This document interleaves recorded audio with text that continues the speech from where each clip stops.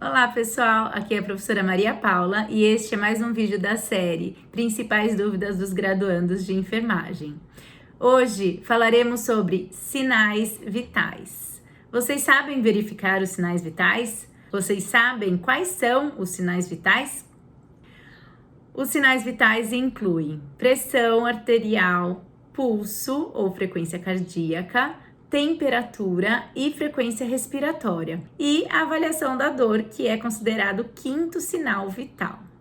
Para que eles servem? Os sinais vitais, eles são indicadores da capacidade do corpo em regular sua temperatura, oxigenar os tecidos e manter o fluxo sanguíneo, por isso que eles são tão importantes.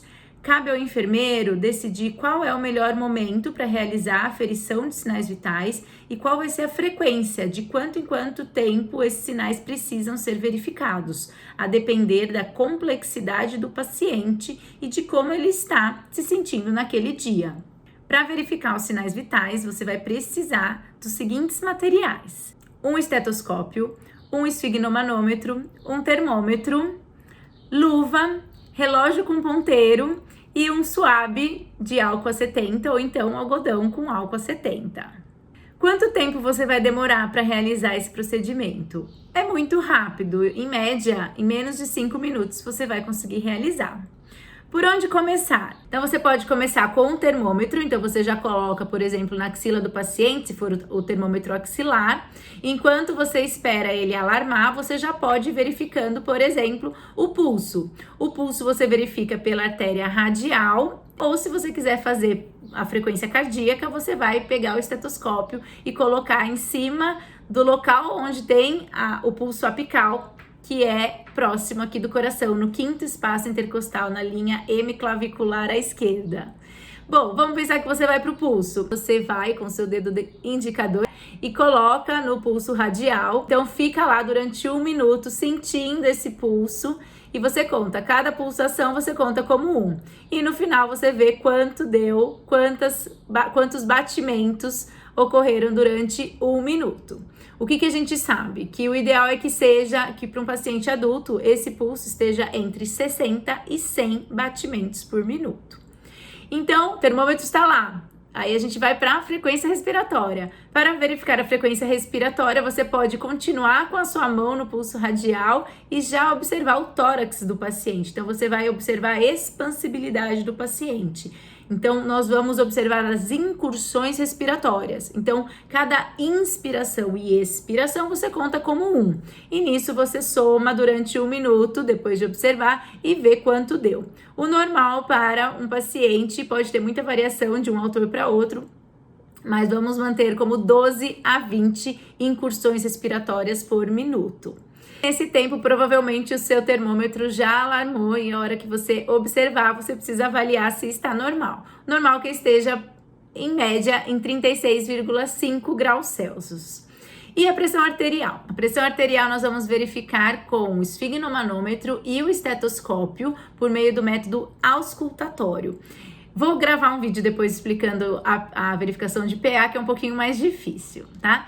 Bom, então já foi temperatura, já foi pulso, já foi frequência respiratória, já foi pressão arterial. O que está faltando? A avaliação da dor. Então, se o paciente estiver consciente, eu posso virar e perguntar para ele qual é o grau da sua dor, de 0 a 10, sendo 0 nenhuma dor e 10 é a maior dor que você já sentiu na vida. E conforme a sua classificação, eu vou tomar as condutas por meio de tratamentos farmacológicos e não farmacológicos também. E complementando, vamos saber os termos utilizados quando os sinais vitais estão normais ou alterados. Nós temos que saber algumas nomenclaturas, quando é alto, quando é baixo e como a gente chama cada sinal vital. Então vamos decorar assim: quando estiver alto, eu sempre inicio com TAC ou com hiper. Quando estiver baixo, eu sempre vou iniciar com BRAD ou com hipo. E quando estiver normal, normo.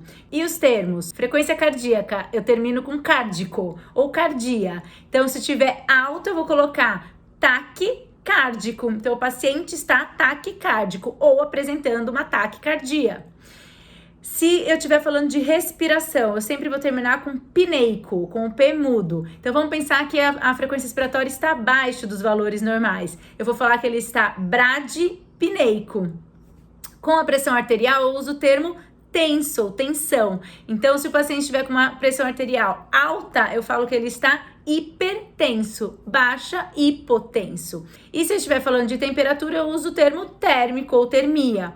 Então, se estiver alto, eu falo hipertérmico, ou se estiver baixo, hipotérmico. Então, revisando, se eu estiver com a frequência cardíaca alta, taquicárdico, baixa, bradicárdico, normal, normocárdico. Se o paciente estiver com uma frequência respiratória normal, normopneico, ou o que a gente usa mais, eupneico.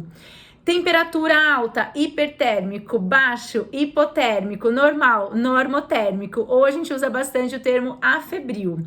E com relação à pressão arterial alta, hipertenso, baixa, hipotenso, normal, normotenso. E com relação à dor, a gente fala sem queixas álgicas ou sem algias. Tudo bem, gente? Muito obrigada. Não esquece de se inscrever no canal e curtir o vídeo. Até a próxima!